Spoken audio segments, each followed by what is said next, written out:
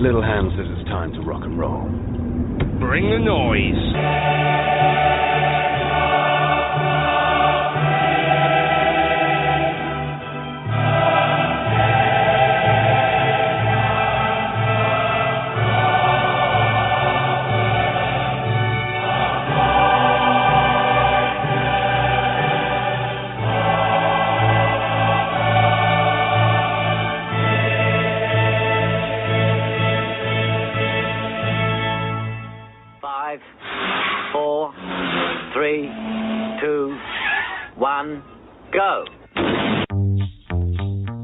Good evening, folks, and welcome to the E-Tims podcast. My name is Desmond, and tonight I'm glad to say I'm currently joined by the man across the water, Monty Burns. Good evening, Monty.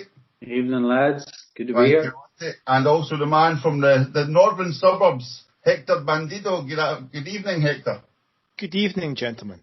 As is currently the fashion with E-Tims podcast, we may or we may not be joined by Ralph Malf later, depending on the Amazon demands. I thought you said we blocked his number. Yes, he's out the white band, so he could interrupt us at any point, he could cut off at any point. We'll just play it by ear. So we've got a lot to talk about since the last podcast, so let's just crack on. The first aspect is a sad one, I suppose, realistically. Hector, is the news of Bertie confirmed with dementia. I think I'm okay saying, especially for the guys of our generation, we view him as like kind of Mr. Celtic personality. Aye, he's like I think I would view him as he's like everyone's the kind of favourite uncle you always wanted. Does that kind of make sense? It's like he just is a ray of positivity, a ray of happiness.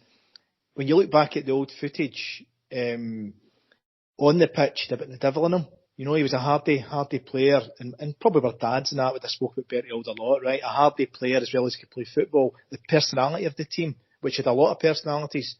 But then after the Lions, they retired and everything else, he seemed to be at the centre of all the joviality, all the humour. You know, everything that was positive about Celtic, I would just say Bertie Auld. Never slagged the club, never slagged the fans. He would take a negative and turn it into two positives. And I think the world could do with more people like Bertie Auld in general. But the fact he's Mr. Celtic. I just think everything about him, I just think Bertie Auld, you want to smile, you want to laugh, you want to talk about Celtic in a positive way. And do you know what? It's probably something we could all do with after the last few months. Yeah. More Bertie Aulds, please. Exactly. Monty? Not much more to add to that. He's the sort of character I've been lucky enough to be in his company a couple of times at Celtic Park, and just one of those people who lit up a room and lights up a room. You forget too, these guys are pretty old, 83 now, 82, 83. And they've had such a huge influence on us in our generation, especially as Celtic fans. And it's such a horrific disease, is dementia, you know. So I totally agree with Hector. If we had more Bertie Aulds, the world would be a far better place, and Celtic certainly would be a far better environment for it.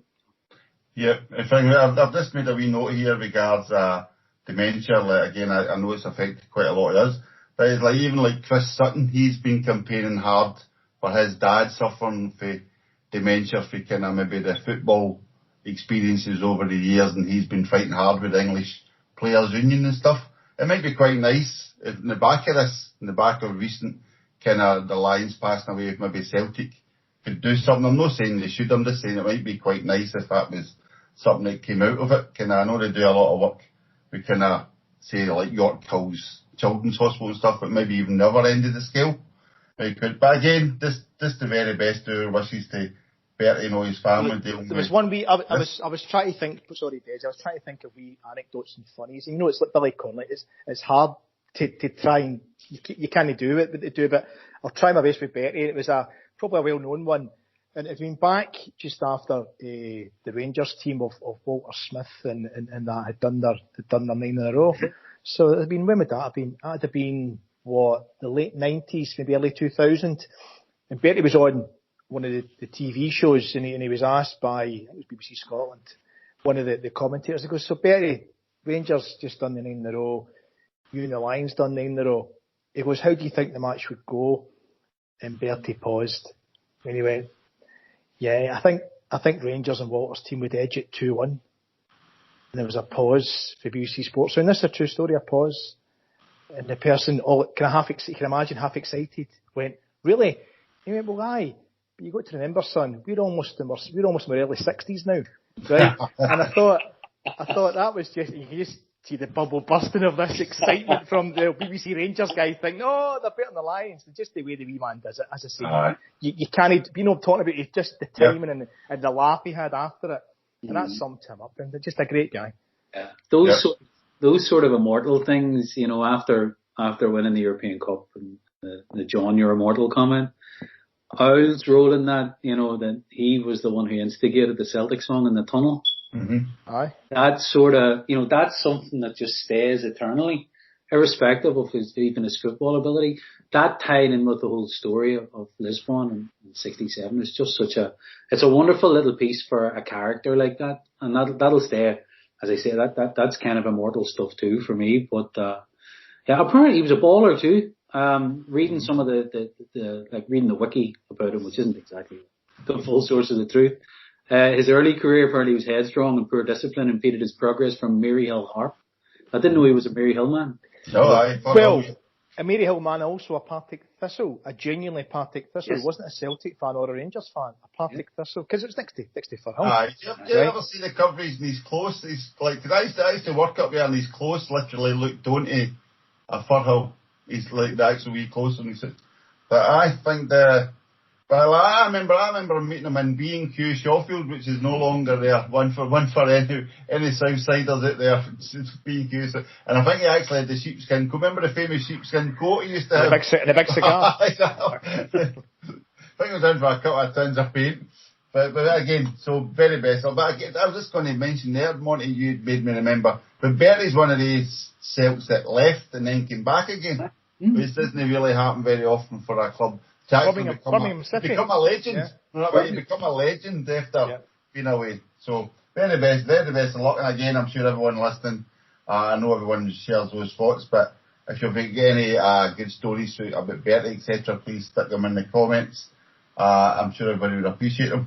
So moving on to what's been happening lately, we'll come back to Celtic a little bit later. Hopefully Ralph will join us because I know he's got a few points to raise in respect to Celtic. But what about the Euros? Hector, I'm going to come to you first because I've been enjoying your tweets and the fact that you're called Hector Bandido.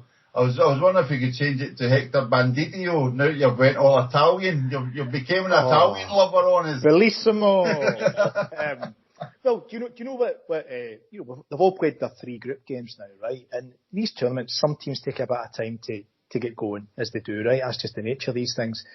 But it was interesting because Italy was the opening game, wasn't it, of the whole tournament against Turkey? And Turkey's not the worst team by any means. And I know it was in Rome, but it's not a full house because of the COVID. But Italy from that first match were terrific, weren't they? And it was kind of their style of play. They don't have a traditional superstar. They've always had a Baggio or a Del Piero that leads the line, or a Maldini. There are just a lot of good players that seem to have created a terrific team. But it's the tempo they play the game at. Everything's kind of 2-touch, pass, go. And when they don't get the ball, they just hunt in packs to get it back. So you can see the transformation of the Italian game over the last 10, 15 years, where Mancini's probably took it on a level again. And I think over the first 3 games, they are, I would say by a wee distance, the best, the most impressive team. I'm not saying they're going to win it, but so far, they're the most impressive team that I've seen. Yeah. Hard to disagree with any of that. I think a lot of it is to do, they talk about teams kind of taking the identity of their manager, which might explain us last year. But Mancini's teams have that same, I didn't realise, and I heard one of the commentators talking about it during one of the matches I watched, so I went and did a little bit of reading on it. He had a very checkered sort of international career. He fell out with Saki. He fell out with a couple of their managers. And it was always down. It always seemed to be swayed to him being this disruptive thing. But when you dig into it a bit more, he was actually incredibly technically gifted. Brilliant. But he has unbelievable desire to win. He had that sort of Roy Keane, sort of ruthless, okay, I want this more than you do. And it was then seen as a disruptive force within the Italian camp. And a couple of articles that I read about him said he believes he's got unfinished business with the Italian national team, that he wants to create a team in his image with his stamp. And it's not every bit as much about wanting to win something for his nation, but it's about proving the likes of Saki and the ones that he fell out with wrong and going, I was fucking right. And this is what we could have done. So there's an element of him wanting, you know, the old classic Italian sort of revenge type thing to be stereotypical. But there are watch. The other thing, though, I would say about Mancini was how I spoke earlier on about how they don't have that traditional superstar. I could have mentioned many others, right, like Zola, for example. But his strike partner, if you like, was Vialli. And he's actually got him on. I don't think he's a coach on the bench, but he's an ambassador. Whatever, you see him in the background sometimes. But he was the number 9. Mancini was more the 10. But Italy probably had 3 world-class 10s. Exactly. So it wasn't the fact that he was a poor player. He had Baggio, he had Zola, he had Totti was there. But you think of the level of player, and that was the main reason why he couldn't get a regular start, was Vialli was number 9.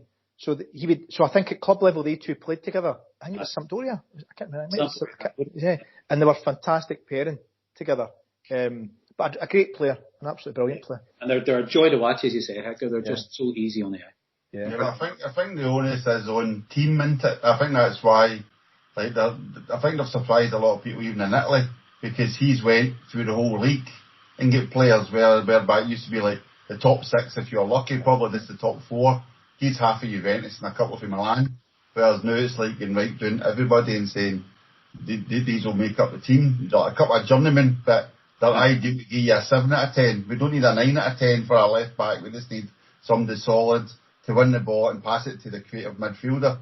I mean, but it shouldn't be a surprise, and that's the thing. And I didn't know this until it started. But in the qualifying campaign, they played 10 games and won all 10, 30 points, and they got over 3 goals a game. So he's been building this for over 2 years, 2.5 years now. So really, it shouldn't come as a surprise. And I just hope they keep it going, because they add so much to and just on them, you probably caught some of the tweets at the time, right? And the usual mixture of ITV and BBC One, the commentators from down south, right? And it was interesting. I think they'd won their second game against Switzerland. Was it 3-0 as well? And it was said, what was it? The words that was coming out, Desi, I picked up in the tweet. It bloody escaped me now. Was it? Yeah, there he is. Roberto Mancini, obviously linked to Man City. Mentioned the EPL at every opportunity. Man City bringing Italy out of the international wilderness. And my head nearly went through the front window. And I thought, wait a minute. Italy didn't qualify for the last World Cup. The first major tournament to fail to qualify, possibly ever. But World Cup, certainly I think ever, right? But they've won the World Cup 4 times. They've been to 6 World Cup finals, and see the European Championships, not the last one, the one before that, they lost in the final to France. Yep. I'm going, how fucking small-minded and petty would you be to say such a thing about a great football nation like Italy? Whereas England, who they're all bumming up, have been to 1 World Cup final and never been to a European final. But don't forget, last night's commentary, if Germany can score another goal, they'll manage to avoid England in the next game. As if that was Germany's greatest concern, playing Hungary last night. Let's try and avoid playing England in the next round. Surely, it's like drawing Scotland. I don't think many people are fearing England. And seeing the same match, it was Lee Dixon was the summariser, right? And he's another halfwit, right? And Lee Dixon, right at the very end of the same match, said, Italy made it 3-0 again. Italy, probably the team that the big boys would want to avoid. Really? They are one of the big boys. Right. You know, it drives us up the fucking wall. No wonder we go mad. But again, I was explaining to my daughter, like, how Switzerland at one point were ranked 2nd in the world. You know that way? Because they never played any games. Because it turned out if you played a friendly and lost a friendly, you play all your wains or whatever, and lost a friendly, you would get docked points, you'd have a negative response in your rate. So Switzerland managed to go, Wales did it for a period too. Wales worked out that if you don't play any games, you got up the rankings, and suddenly Wales and Switzerland were flying up the world rankings. And again, like, you've got Belgium still at number 1. They've still never won anything. You know what I mean? Like you say, it's just that people suddenly forget actual, when it comes, it's the whole kind of Scotland versus Croatia the other night. Form is temporary, class is permanent. You know what I mean? Croatia just kind of turned up and went, okay, this gives the points. Now that kind of thing. And Modric big teams are like that. I mean, they can just produce it when they need to produce it because they've been there a million times. Yeah. So who's your tip then, guys? Who after the first round of group games? And I know the draw. I don't know if you've seen the way the draws went. Yeah. One side of the draw is hard as hell. One's a lot more easier to reach the final. Who are you going to go for? Who do you think will win? Not who do you want to win. Who do you think will win it? Well, as I say, mentioning there was a good. I'm not a fan of the analytics, as none of us here are, I believe. But I've read a good analytics thing on Football 365 today. It wasn't XG and it wasn't possibles. It was just all about things that have actually happened. Andrew Robertson, he had the most crosses of the group stage. That sort of idea. Scotland had like 30 tackles and only won 10 of them, which was a bit of a worry. But see, like in the top 5 of every ranking, like number of shots and number of tackles and number of positive play, France never appeared in any of them. Wow. And I'm kind of like that. So the favourites hadn't turned up yet. No, and like there was a big contention about Mbappe. Mbappe said 14 dribbles, but they're playing him on the left and they don't think that works. But they just think they're going to have to change it to actually compensate. So I don't think France have actually turned up yet. I'm not necessarily wanting them to win, but I think they've got an extra couple of years available. Aye. I'm actually tempted to bet Croatia, to be brutally honest. That way, because the Euros tend to throw up a wee surprise, and I thought, just go for somebody who's scraped through. Well, they got to the last World Cup final. No, I don't mean I don't mean majors, but I just mean as in you're talking about big guns there. Like Italy's not even getting mentioned in the big guns, let alone a team who just managed to get in via Scotland. Not that way, as in it's Belgium, it's France, it's Portugal, that kind of idea. Spain are struggling, and I thought, well, just try a wee outsider for the sake of it. So maybe just a wee outside bet on Croatia. But I honestly think France haven't even turned up yet. What, Monty? No, I would agree. I think out of them all, France, I watched the France-Portugal game yesterday evening, and they did look like they were playing within themselves. I think both those teams kind of knew a draw would be all right from very early on in the game. But you were just watching them and thinking, with all that, every time they broke forward, they have numbers in the box. They every attack, they do fill the box. They've no problem doing it. There's 5 or 6 of them attacking the ball. And you're thinking, that'll come up against an Italian team that really don't have pace on the break. So are they strong enough to withhold France? You know, I think they meet each other. It's a quarterfinal. They can potentially meet each other, not the semi-final, if I'm not mistaken. But I think when they collide, I think France will just be starting to peak. So I would agree. I'd love to see Italy go the whole way just because of the style and how easy they are on the eye. And they're a really solid team, but I read 2 things. They would be susceptible to pace, Italy's backline, and they don't have sufficient really penetrating pace up front. Hence Mancini has them playing as a unit, which, you know, ultimately is arguably more powerful. But France just seem to have far more in them. So I will be going with France as well. That is interesting. The clamour regards the draw. That left-hand side of the draws get 9 out of your 10 best teams, or whatever, 7 out of your best 12 teams, and the other ones have got England, Germany, and the rest. I'm doing inverted comments for the video here, but the rest is if Sweden and Denmark are just there to make up the numbers. Yeah. And again, commentary last week was, well, I don't think anybody will be fearing these teams, and you're going, how disrespectful can you get?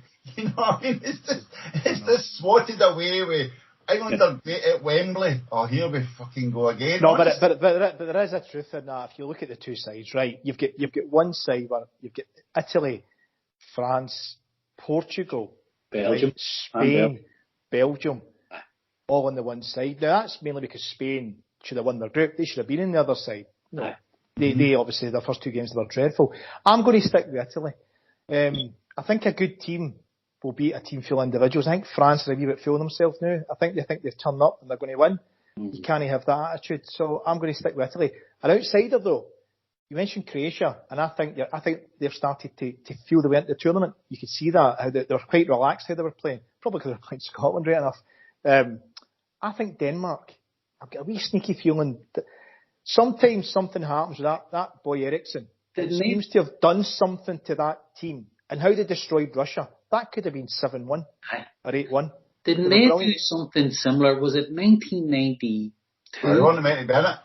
They weren't meant to be there, and they won it. And remember that guy Jensen popped his knee out like massive. He was like a golf ball. I mean that, and you're right. A cause sometimes when there's something to latch onto.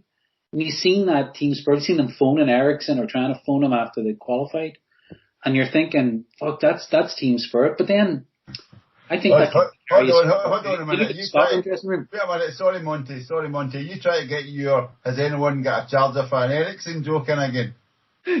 I'm sorry, but I roared when I seen that, and I know I shouldn't have, but it was funny. Yeah, this year you mentioned John Jensen. There was a John.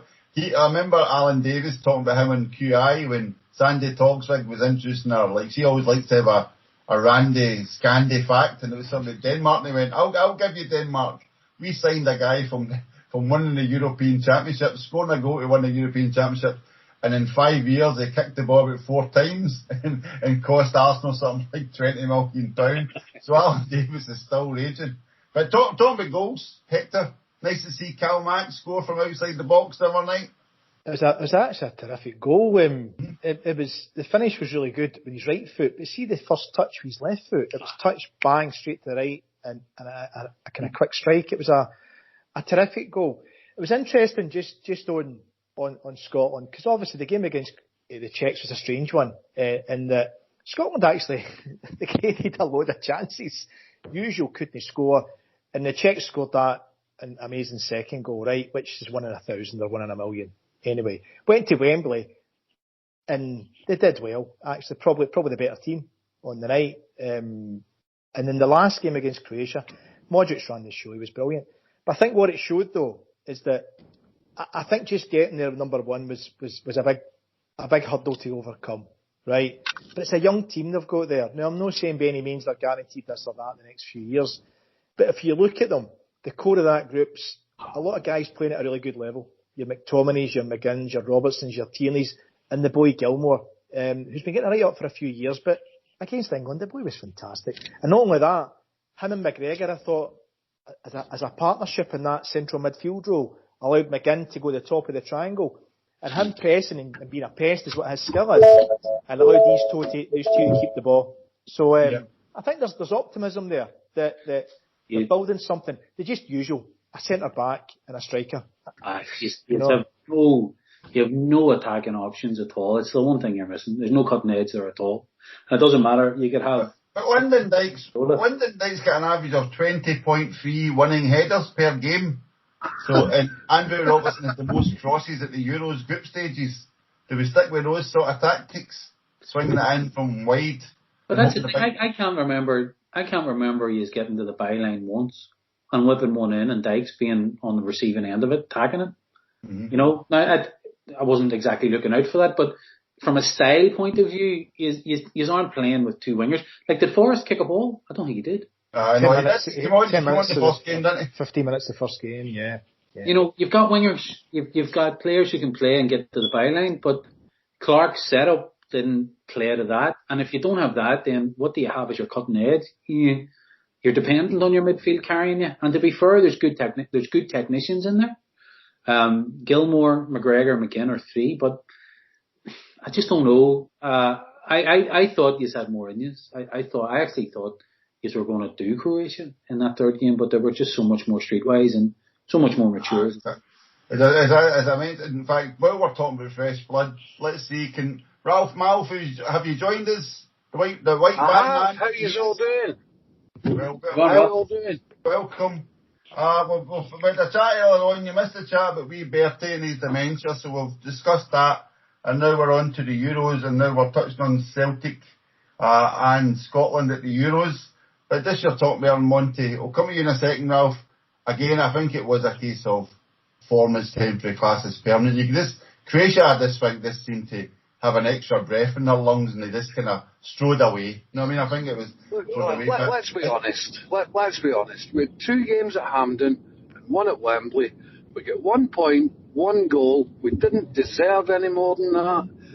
I get kind of half excited until Davy Marshall went for a walk. And after that, I thought, and somebody just touched on it there about being streetwise. We haven't got a clue what to do at that level yet. And by the time we do, we'll all be pushing up the act. Don't even bother with it anymore. I got Remember I was running up and down the street singing Flower of Scotland. The hairs in my neck were up. Remember we were talking about the hairs in your heat, that's for sure. Remember we were talking about Desi, about Bertie Auld and positivity, Mr. Positivity. You've just found the opposite of Bertie Auld has just joined the call. The sort of guy who makes your heart pump, I've got a gentleman in Italy anyway. See, that's it. If we could play like Italy play, like if we've not got the ball, go and get it back. And try and, in fact, talking about Bertie Auld, Davy Marshall could have done with that phrase that I've seen Bertie Auld come out with. It's you that has to stop the ball, not the net. But Ralph, that's a very good point, because I've highlighted earlier, like Scotland had 31 tackles in the group stage and won 10 of them. I mean, so your doggedness of your John McGinn, your Robertson, even Cal Mack, maybe we are just a wee bit lightweight. Maybe we could take a bit of strength in the middle, a wee bit more steel, but then, I mean, like, it's I'd like to see those tackles. I don't buy that shit. I would actually like to see these 31 tackles and see if they're really tackles. There's not many guys go to ground nowadays. Most guys stand on their feet. So was it a tackle? Or was it a guy who likes to go there just, 70-30? I'm not blaming to go at you. I'm just saying stats and all the rest of it. I'd just like to see that myself. I don't buy that shit. No, well, that's what it said, and it seemed, I can't remember, if you go to Football 365, you'll see it, and it did seem to be quite fair. It wasn't condemning Scotland or whatever, but that was just something I'd kind of noticed, and then it kind of made me think. But I did wonder, and again, Ralph, maybe I'll come to you on this one, 'cause I don't know if Hector would agree. Do you think our star names turned up at this tournament? Your McGinns and your Robertsons and your Tierneys? Because I've got my doubts. What star names? Well, that's for star names, and that's for 3-star players.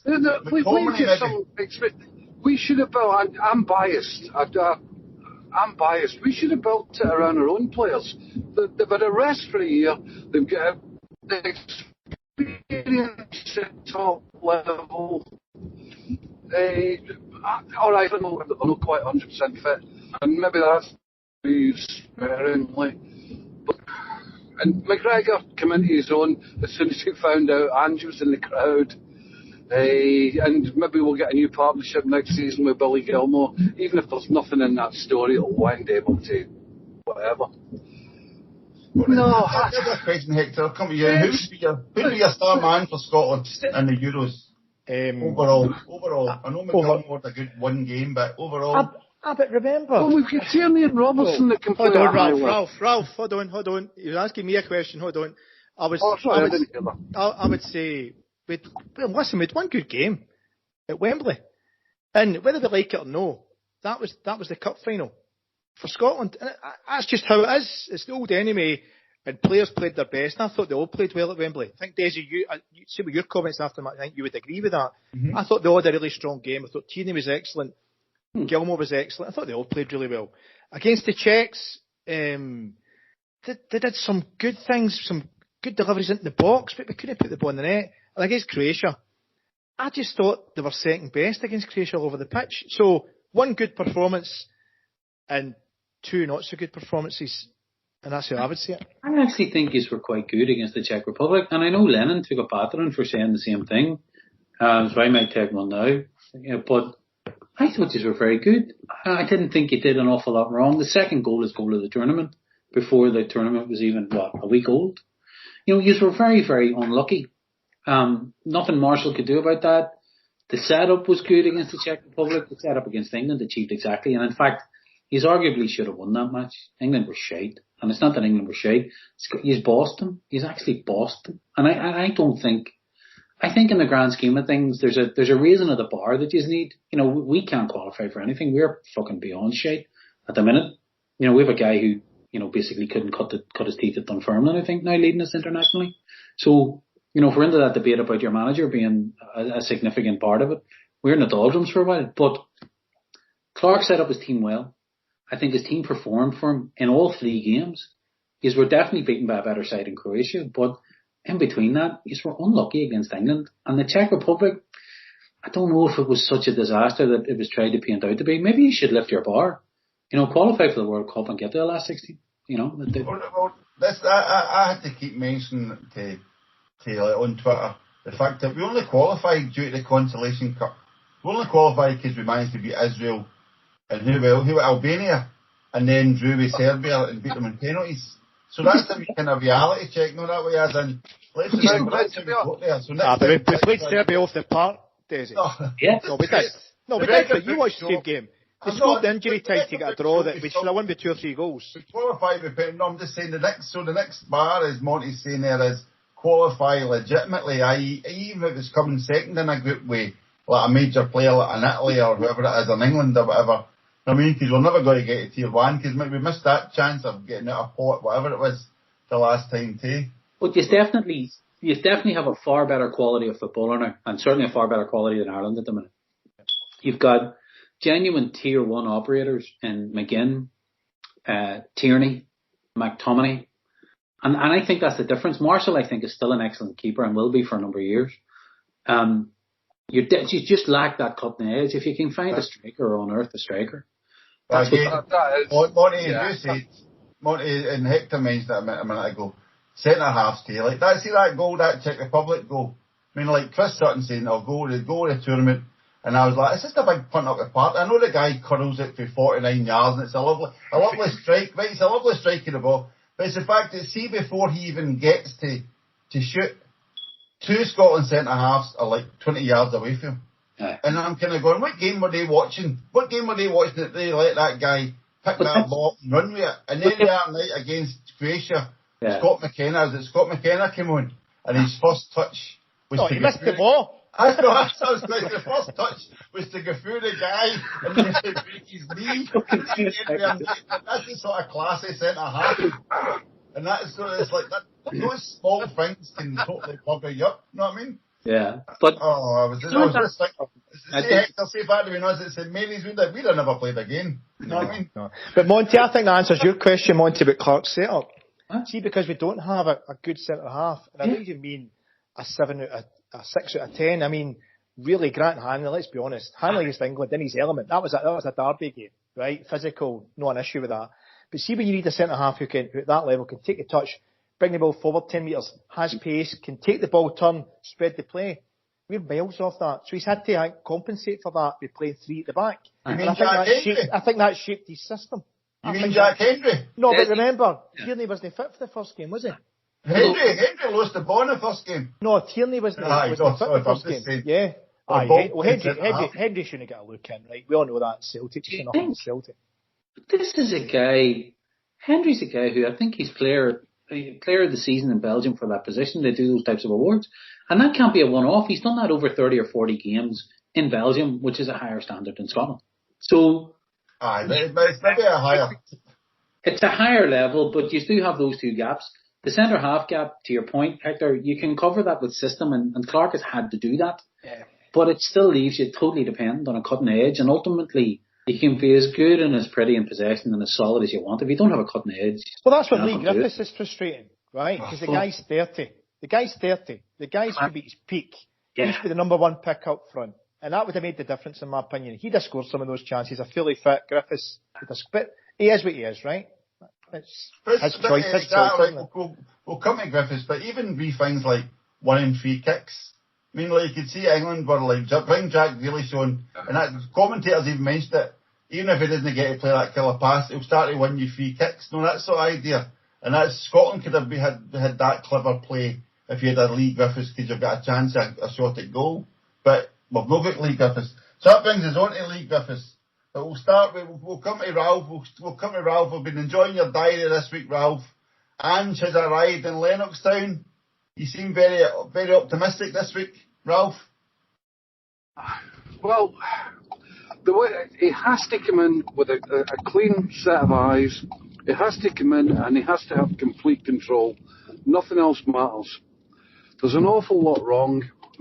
There's an awful lot that needs to be done, and he needs to hit the ground running. He needs to stamp his own authority on the place and go from there.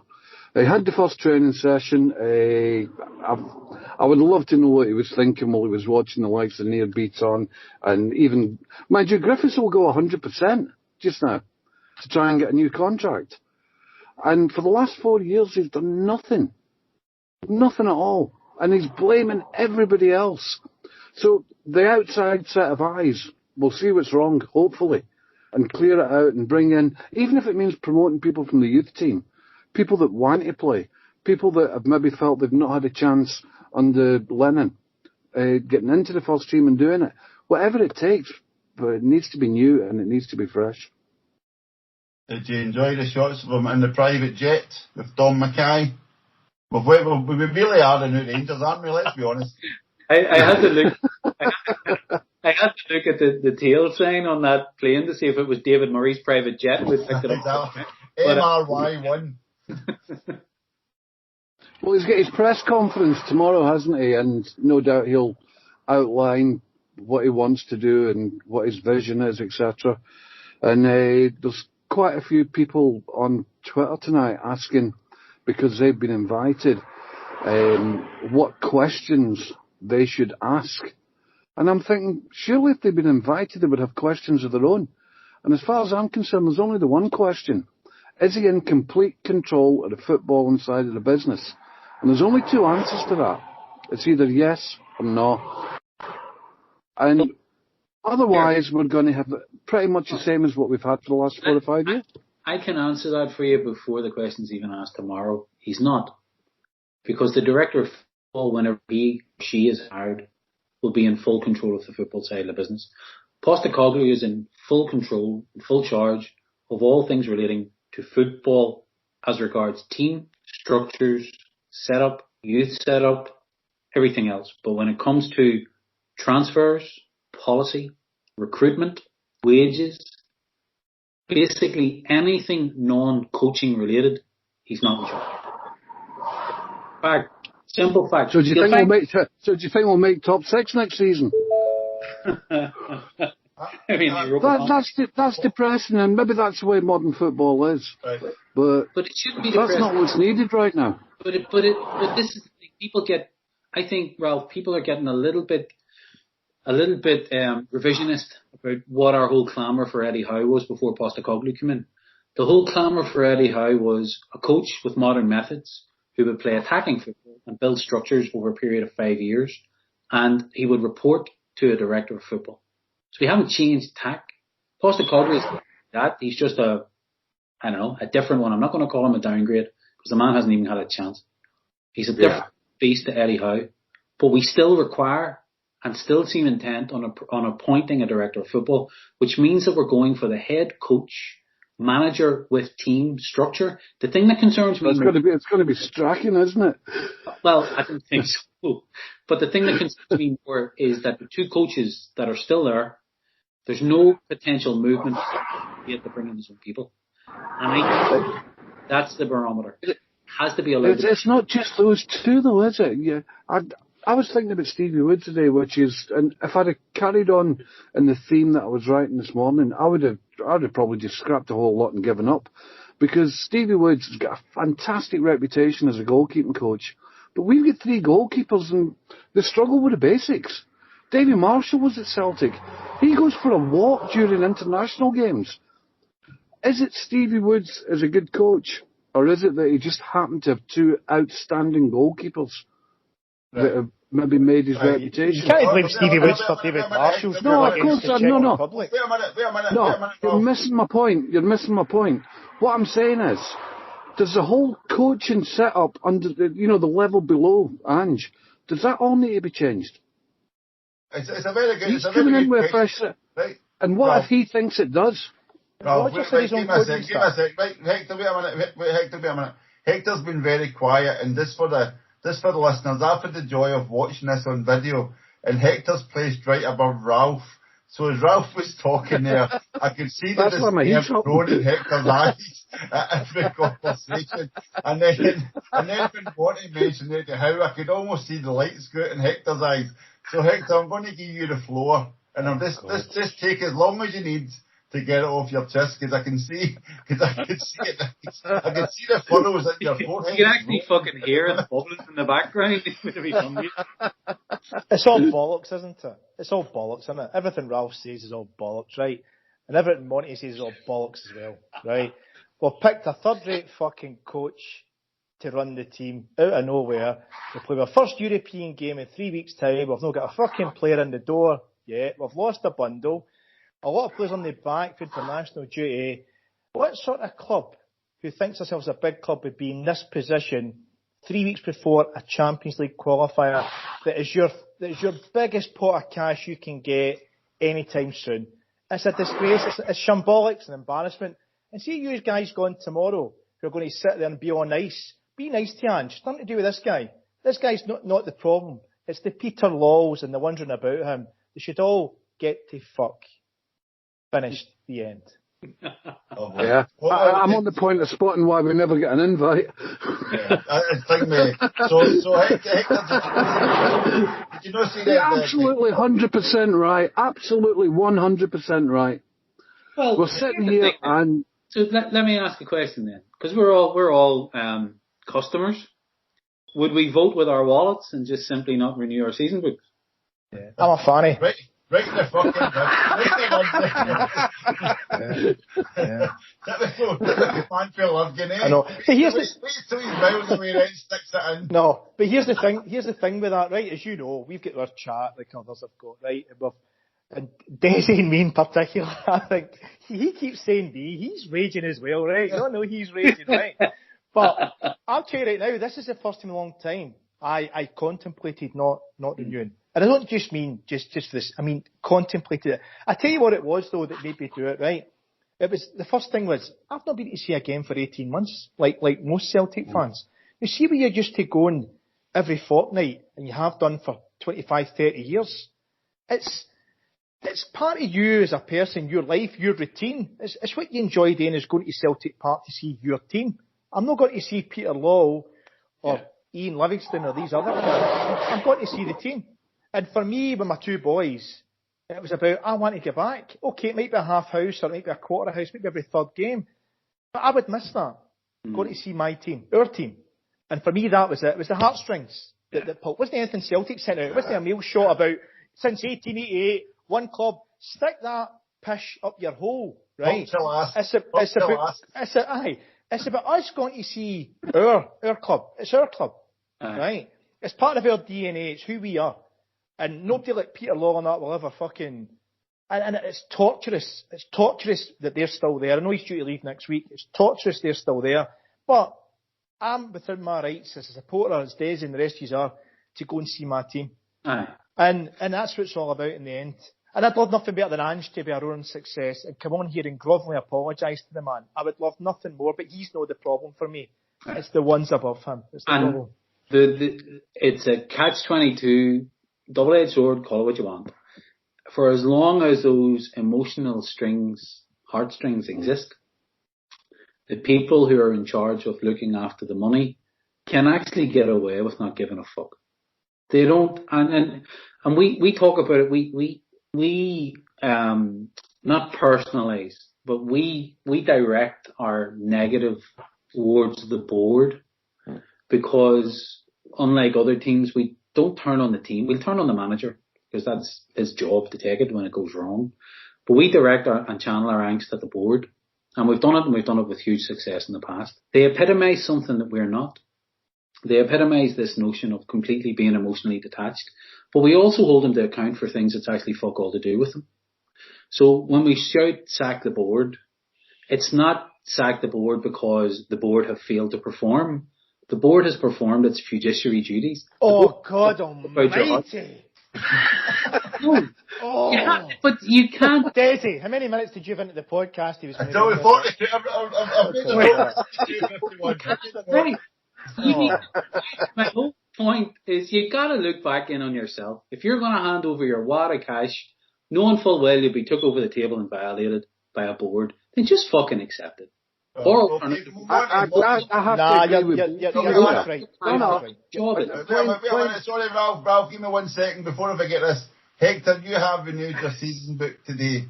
Have you elected to actually attend games as the club asked everyone last week? Would you like to? Isn't it?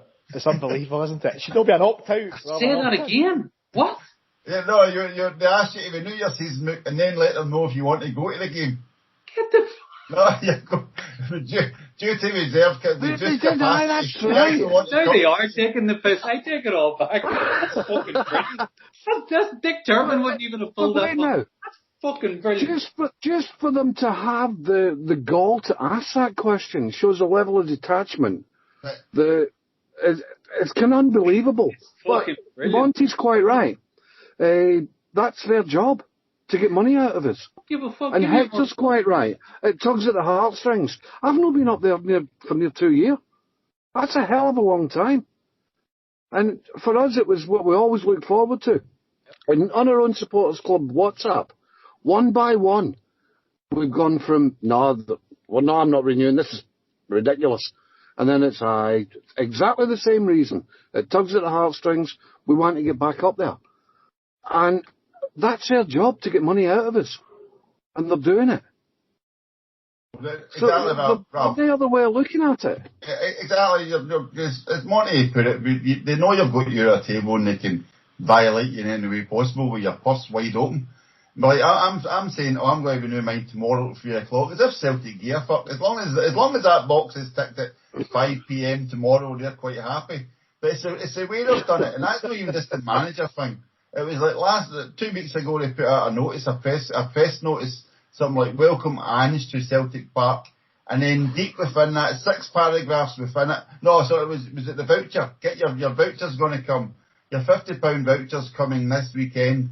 And deep within that press release was a note saying there will be no extension to the deadline for your season ticket, so you better renew it right away. It was literally a dark threat wrapped up in a nice Christmas paper. It was ridiculous the way they treat fans. Talking about the way we treated them, right? So Ange is in town. I watched the press conference today at Lennoxtown, whereby it was literally talking about the Scottish weather and the lovely hills around Lennoxtown, which Hector knows very well because he owns most of them.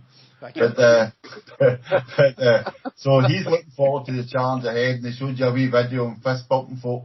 And I think the main thing, Ralph, has been the fact that John Kennedy and everyone else seems to be there, and possibly Gordon Strachan rumoured for a director of football. And again, Monty, you're going on about director of football, but we've not seen anything firm that is definitely going to happen. I know you mean maybe in the know that are they working on that, but maybe they'll get told more tomorrow at the press conference. It's Mackay's stated objective, and he's kind of on the record, as well as they have supposedly hired a headhunting company to go and find one, if you fucking believe that. So how do you feel about this, Monty? You were very much Team Fergo the last time we chatted. I'm staggered. Did he not give us a guarantee? He told us he'd had it from the horse's arse stroke mouth. It was a definite. I mean, ultimately, Mackay knows, let's be honest, Dominic Mackay knows fuck all about football. He knows fuck all about anything related to running a football club, but he's learning. Does he know his fiduciary duties? We could end up with, who was that fucking guy, the England rugby manager? Clive Woodward. I'd put him on the list right now. He's got a better chance. I think we're better off with Terry Cassidy. Can I ask you a question? Why does it take Celtic 15 years to appoint someone to do a job? How come is there any other club that takes as long as us? It takes as long as us to appoint a manager, to appoint a director of football, to appoint a head of scouting. Why do we take an eternity, 15 fucking Martian lifetimes to appoint somebody? Get out the fucking street, get somebody, you useless c***s! No, Hector, you're thinking about this all wrong. If you think about folks. If you think about it from a Celtic perspective, what they should do is either A, get a conclave and have the white smoke coming up so we can all go and wait outside Celtic Park, or B, make it like the X Factor, so we have to vote with cash. It's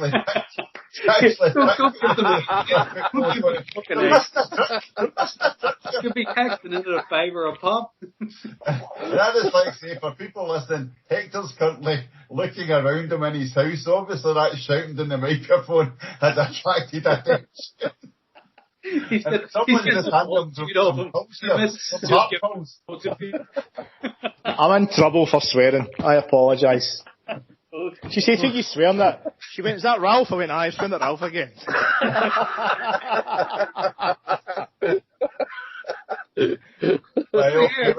Right, But it does, listen, sorry for that. Listen, that was over the top. But listen, does it not drive you mad?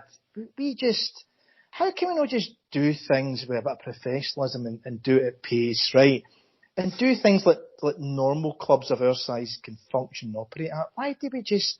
I don't know the answer. I'm hoping you know the answer. Why is it taking so long? Maybe that's what they mean by a club like no other.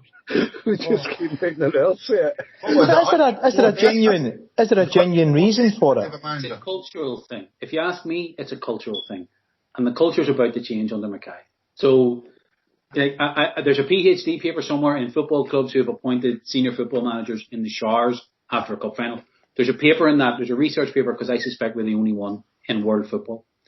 Mackay will change the culture. Mackay will turn it into a very outward and very professional and slick.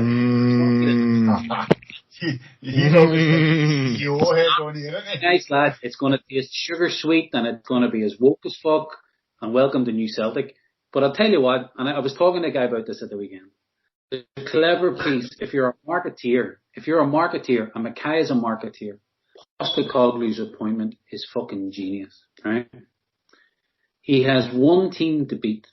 He plays attacking football. Yes, he's untried, but he's a fucking huge name in markets that Celtic have huge support base and no presence.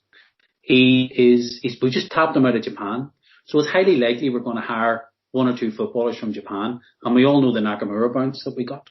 Well, he was in Serie A, to be fair, when we got him, right? But still, you know the notion of the migratory Japanese fan who will buy every piece of merchandise home because there's a Japanese player at your club.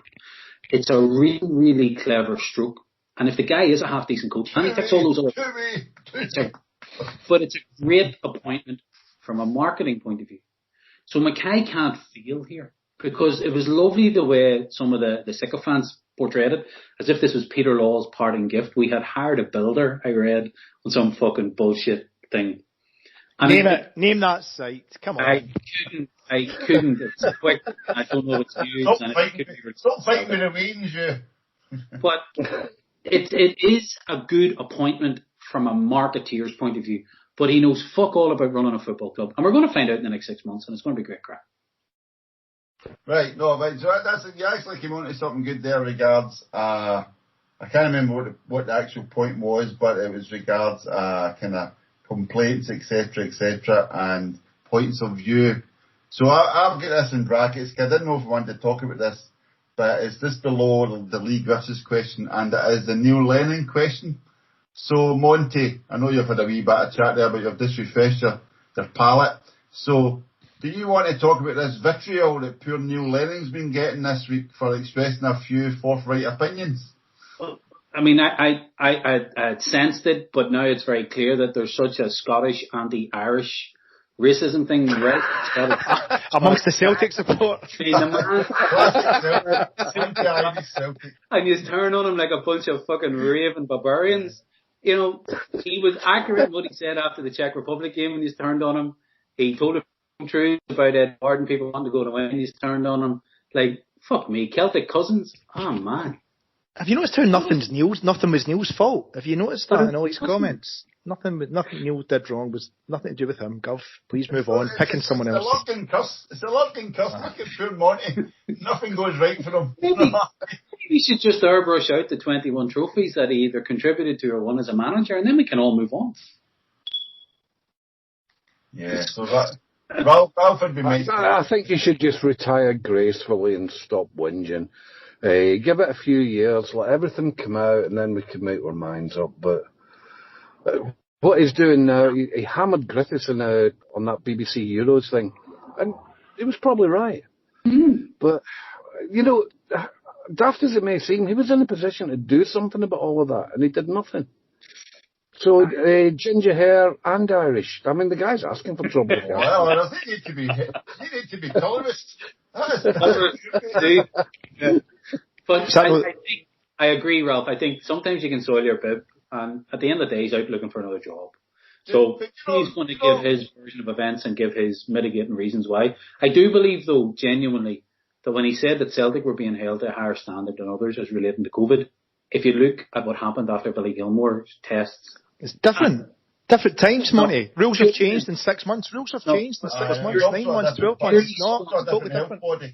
The spin was there was no need to isolate a Scotland player because they applied English rules on distancing. Now, come on, lads.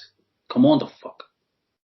You cannot. It's either a plague or it's not a plague. The virus doesn't know where it is. Exactly. But Celtic followed rules to the letter. The rules changed literally mid-flight. No, wait a minute. No. Lennon was coming up with all sorts of nonsense, right? About Celtic required 5 team buses to go to matches.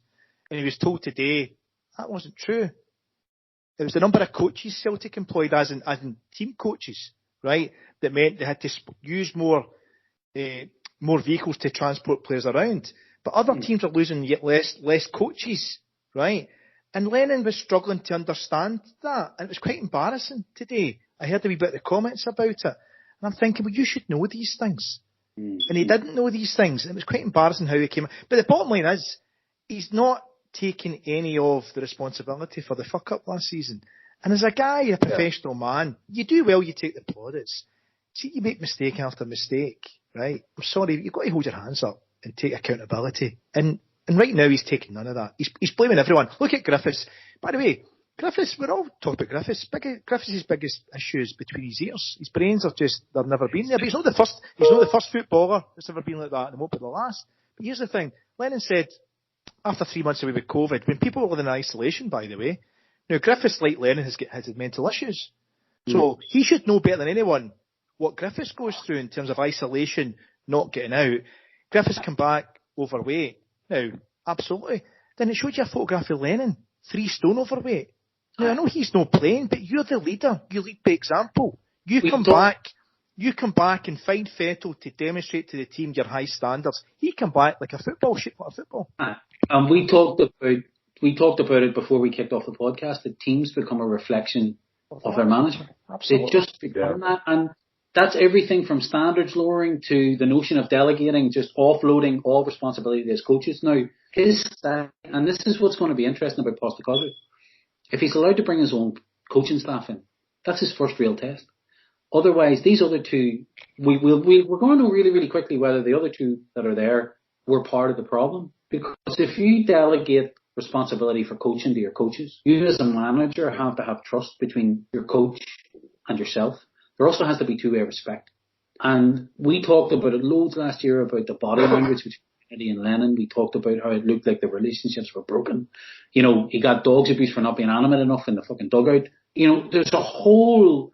I love all that cultural shit and I bored you to death on it, so I won't bang on about it. But I think we're going to see very, very quickly whether Ange has got it or not. Either we're going to see a coaching staff and a team pull in a direction that they're going to be very uncomfortable with for 6 months, or the guy's doomed to fail and he'll be gone by January. We're going to see it really, really quick. And I think all of this will trace back to Lennon then. And I don't mean to blame him. Everything that he's saying now about players wanting to leave, he's being honest. Players not being professional enough, he's being honest in his own mind. It's not his fault. These are the other mitigating circumstances. And we're going to see very, very quickly if it's valid. Right, a couple of points, right? Let's listen to all you there. As Monty says, we have discussed this a lot. But let's not forget, Lenny is the guy that came out and said, a lot of this team don't want to be here. When things started to go wrong. And then promptly kept playing them. I mean, like a year ago, we were going, okay, if we don't want to be here, get them to fuck. Go and get our players or promote youth. But no, he can, say Ayers or whoever who were rumoured to be leaving. But no, he went back to them and then said, okay, on you go again. So it's a wee bit of a business. But there's also that, Hector, there's that aspect of every time one of us go for a job and you get asked something like, what's your biggest fault, etc., or what went wrong in that job? Well, it was never, you never remember anything, let's be honest. That's just human nature. But me personally, I'm going to tell you, brutally honest, I've never forgiven Neil Lennon since he didn't tell us what Alan McCoy said to him. That's still annoying me for that famous night. He came out and said, okay, when we win the league, I'll let everybody know what happened. He said he would hold on to it until the appropriate point and then he'd tell people. Well, I think he's missed the appropriate point. I totally agree. He puts like out the back on side there. And at that point, that relationship was broken for me that he should have come out and told us of what that was about. What do you think he said, Desi? What do you think he said? I don't know. I think he's probably just get back in your place, or they use like your kind of Craig Levein fucking normal standards or whatever it is. Normal service has been resumed, or some snarky wee shit like that. I wouldn't imagine. I'm not saying it's anything racist or anything kind of bitter Tim Fenian or anything like that. I just think he should let everybody know that what a wee shite McCoy's was that night or whatever. You know what I mean? Is it acceptable in 2021 to say as a lifelong Celtic fan that I'm kind of warming to Ali McCoist in his commentary? Aye, that is. You shouldn't. Never acceptable to say that. I started telling McCoy's bingo the other night because it's just the same 10 races. Unbelievable, Clive. I don't know the boy personally, but he seems to be a good player. That's the guy with 100 caps for Italy or whatever. I ain't bought that, Ali. You know what I mean? It's like these sources telling him, and every fucking thing he says, just back against it, because it's going to be the opposite happen. But yeah, I was raging a few years ago because we used to play for our local kind of housing estate. One of the older guys ran the Giffnock Old Boys, and we used to get us to give them a game every now and again. We turned up one Sunday, and the one Sunday I wasn't there, and they had Alan McCoy's playing up front for them.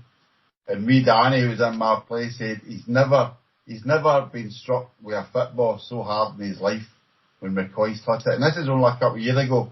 McCoy struck a shot against him, and he said he broke his leg, forced the football up. I was kind of like, maybe it's quite good. I wasn't there because I didn't play at all. And I don't know if it would have been that good an experience. It's been good to see to actually play against somebody at that level. You know what I mean? But, right, so Hector touched on earlier on. We've only got 3 weeks until the European game, 2 weeks till we're next friendly. So Hector, what sort of changes do you think you'll see in the next 2 to 3 weeks? Who do you think will be there? Who do you think what sort of player do you think might come in? Do you think we'll get an exotic signing, or will it be a couple of domestic tough guys? Well, we've no choice, really, because we're so limited in the numbers we have. The last podcast we spoke about it, where a couple of right backs, a couple of centre halves. Are you buying O'Donnell? No. They've just renewed Ralston for a season, haven't they? I take it. I'm expecting he's the backup, right? If he's not the backup to who? That's right. That's what I'm saying. So we need a right back, 2 centre backs, 2 midfielders, probably another striker and another winger. So where do you start with that? All right, sorry, but Ange did say today that McGregor, all the guys who have been at the Euros, they'll get an extra couple of weeks. You know what I mean? So there goes your central midfielder, Cal Mack. Christie maybe won't even come back at all. Forrest will need a rest. So are you going to have a team for the friendly in 2 weeks, or is it going to be the youth team? Did I see Christie going to Monaco? Did I read that yesterday? That's the rumour, €5 million to Monaco. Yeah. For 6 months left on his contract, it's like a bit like Armstrong. Snap their hand off, don't you, for that, don't you? If it's true, you snap their hand off. It's a difficult one, Desi, but getting to the thing about it, right? So I've no doubt Ange knows all too well about the gaps in the squad, where it needs strengthened. I've no doubt he'd watched the tapes, been talking to the coaching staff, been talking to scouts, talking to whoever. And I'm hoping amongst hope that he's got maybe 2 or 3 players lined up, probably from the Japanese league. They tend to be technically gifted players, you know, the small snippets you see over there. So I'm hoping maybe a midfielder or striker for there. But he needs to get 2 or 3 in pretty quickly, I would say, in the spine of the team. At least another centre half, another centre mid. Ralph touched on it earlier. Do you think we need a goalie first and foremost? God, yeah. Is that the right thing to do? No, Ralph's went all quiet on us, folks. Sorry, we'll see if he comes back. Monty, have you any big immediate desires to see? What about Eddie? Do you think Eddie will be away? Yeah, I do. I think unless Mackay has done a deal with his agents to say, look, hang about till January, give us a bailout, we'll let you go in January, sign a 1 year's extension, get good money for you, you can go then. You know, I guess it all comes down to buyers. It's a buyer's market at the minute, you know. It's whatever you want. If no one's offering a decent rate for him, you're not going to run down his contract, you're going to take it. So I think he'll go. I have a funny feeling that I think I put it on the WhatsApp. I think we're going to see a lot of kids getting a chance, which is kind of terrifying for the Champions League qualifiers, but it is what it is. I think you're going to see a lot of promotion from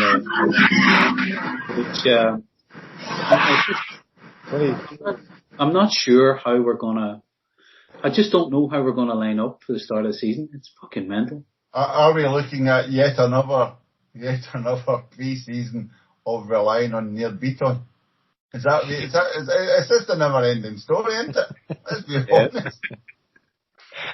We shouldn't laugh, should we? But if you don't laugh, you'll great. It's scary because this goes back to Brendan Rodgers' seasons. He was having guys like, remember, is it Ewan O'Connell, young Irish guy? God knows what's happened to him, playing centre back. You had Jack Hendry away to IK Athens. So this isn't a new thing. But I'm trying my best not to get worked up, right? But see, you step back from this. How shambolic is this? I mean, it really is shambolic, isn't it? I think what you have, Hector, is it's the end of a cycle, right? We've been spoiled rotten for arguably 2 decades, but we've been spoiled for the last 10 years. And it just collapsed in on its own weight at the end. No, but we don't plan. My point is we don't plan. But I think what we did, we winged it under Lowell. We winged it for 3 or 4 years and we got away with it. And then we just got caught at the end. The one time he didn't gamble, the one time he gambled and didn't stick to his guns and turn over the assets and do the normal thing and hire someone like fucking Tony and let Edward go. The one time he didn't do it, it exploded on him. It exploded in his face. Do we know is the window extended at all with the Euros? I don't know what the dates are for the window this year. I personally don't think it's going to make a difference. But it's like it took us 100 days to get a manager. And again, as Hector alluded to now, why is it always the last day in the transfer window we sign folk? Why are we no... Well, we've signed, is it Liam Shaw? We've signed that young boy. He's only 19, young boy for Sheffield. He's hardly going to hit the ground running guaranteed. There's our 24s and our 25-year-old guys who can... I genuinely... Desi, sorry to cut in, man. I think we're financially not very healthy right now. Mm-hmm. I think you're going to see Luke O'Connell, that young boy Shaw, and the rest of the playing squad, including Ralston. I think all these boys are going to be the core of our team for next year.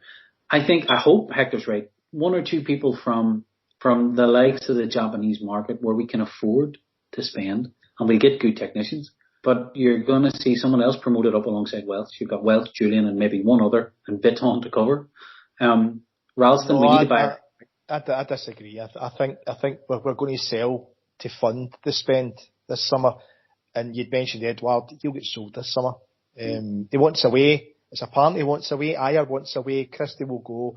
There's the best party. 20 plus, 25 million. I reckon that will fund the spend. Will the manager get all that? Probably not. But even if he gets 20 million or 15, it should be enough if he knows his markets to get. And what about some free transfers? Another area. When's the last time we actually signed? Is it Joe Ledley? Is Joe Ledley the last player that we signed, a quality player in a Bosman? I cannot remember. Why do we not tap into that? A market that's there. I don't get it. I just do not get it. And again, apologies to the folk listening because it's that deja vu feeling. Because the many times that we talked about why do we sign guys at £1 million? You know, like your El Hameds and all that who are absolute shit. Instead of going for a guy at £5 million. Even though I know Cham was a couple of million, but we did have moments of quality over him.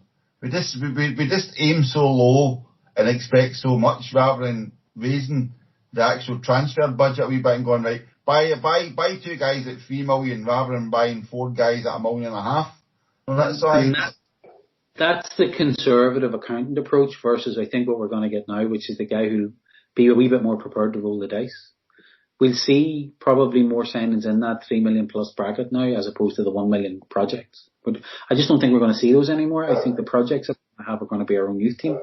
I think they're genuinely banking on the fact that we're going to be tolerant and give Postecoglou a season.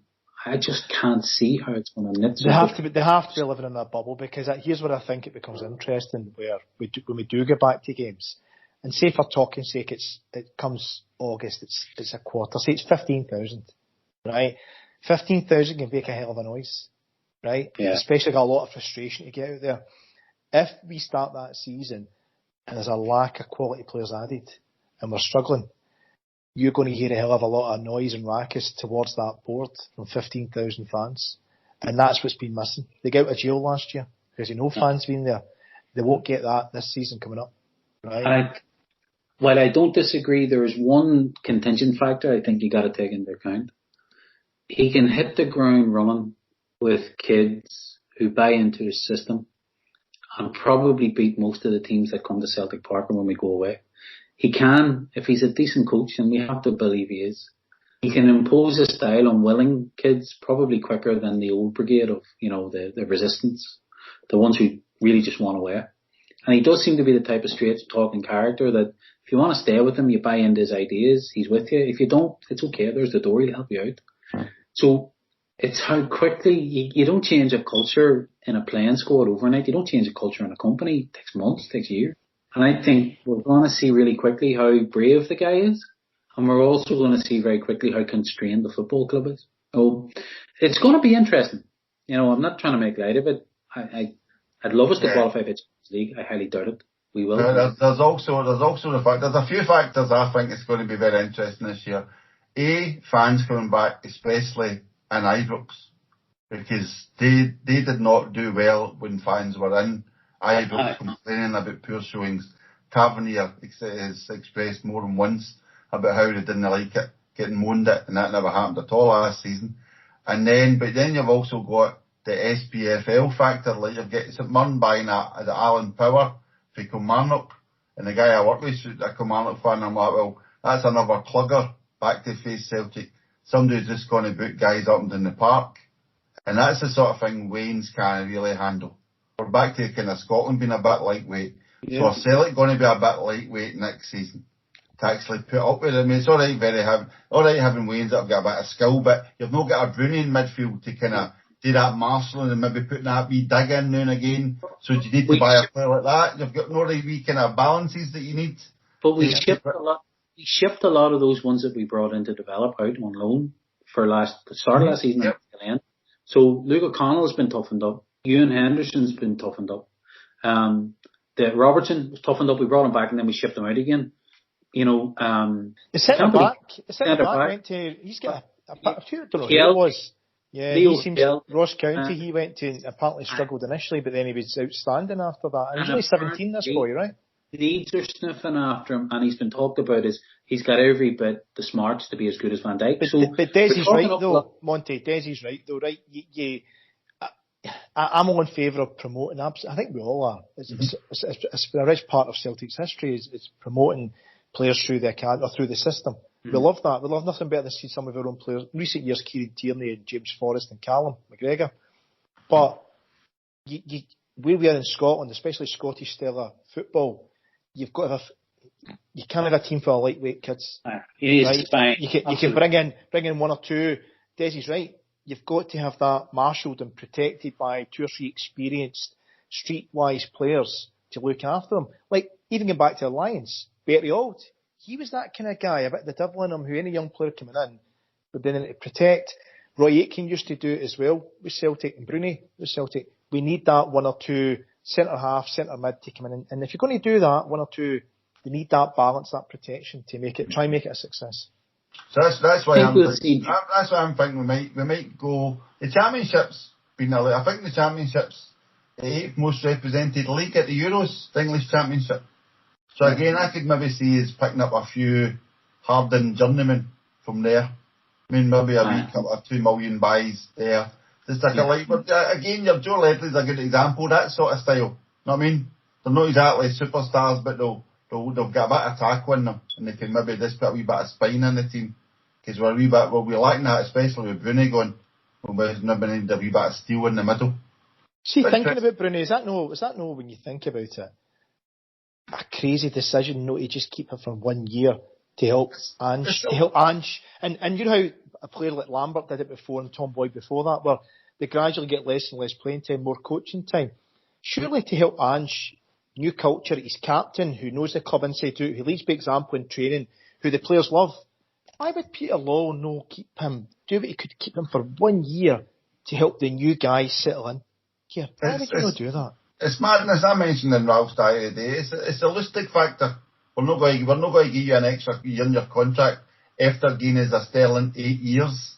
It's when people prove themselves, should they not get rewarded plus somebody you can rely on? It's a reliability factor. And I'm not even talking about injury factors here. I'm talking about reliability to be a representative of your club and drive. These guys run the dressing room, Desi. Exactly. Bruni's low maintenance.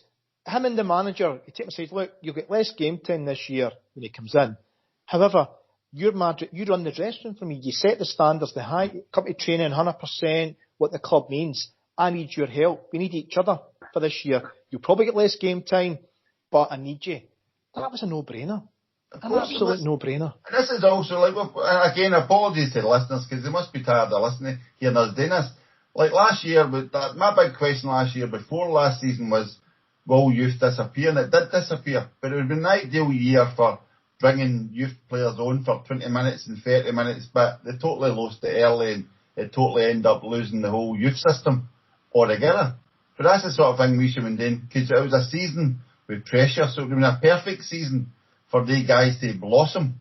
Not like in the last 20 minutes of games, in the cup games or whatever, but they just get discarded altogether. And it's kind of ridiculous where we should have been bringing them on.